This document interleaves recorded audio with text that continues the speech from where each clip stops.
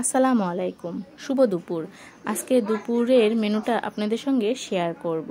তার জন্য দেখে নিচ্ছি প্রথমেই শুটকি মাছ ভালোভাবে কেটে নেওয়া। দেখেই বুঝতে পারছেন শুটকি মাছের কোনো একটা মেনু করা হবে। আজকে হবে এই শুটকি মাছ দিয়ে শুটকি মাছের ঝাল। মায়ের হাতের এই শুটকি মাছের ঝাল খেতে দারুণ মজা লাগে, সেই জন্যই সেটারই প্রস্তুতি করা হচ্ছে। কিভাবে রান্না করা হবে তার জন্য ভালোভাবে কেটে নেওয়া হলো। এবার এগুলো ফুটন্ত পানি দিয়ে কিছুক্ষণের জন্য ভিজিয়ে রাখা হবে। তারপর দিয়ে দেওয়া হলো কড়াইতে তেল দেওয়ার পর এর মধ্যে একে একে সব কিছুই দেওয়া হবে। প্রথমেই দেওয়া হচ্ছে পেঁয়াজ কুচি দেওয়ার পর এর মধ্যে দেওয়া হবে মরিচ কুচি।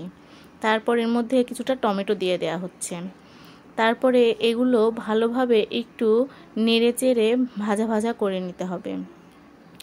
ভাজা ভাজা করা হলেই তারপরে এর মধ্যে একে একে মশলা দিয়ে দেওয়া হবে।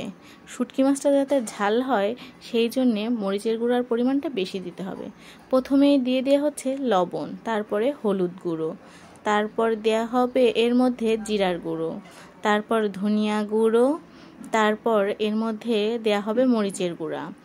বেশি করেই দেওয়া হয়েছে মরিচের গুঁড়া, যাতে খাবারটা একটু বেশি স্পাইসি হয়।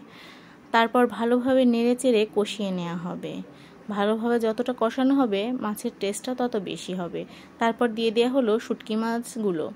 এবার ভালোভাবে নাড়াচাড়া করে নিয়ে নামিয়ে নিলেই হয়ে যাবে শুটকি মাছের ঝাল। এই শুটকি মাছের ঝালটা খেতে দারুণ মজা লাগে। আপনারা বাসায় কে কে এইভাবে শুটকি মাছের ঝাল করে খান কমেন্টে অবশ্যই জানাবেন।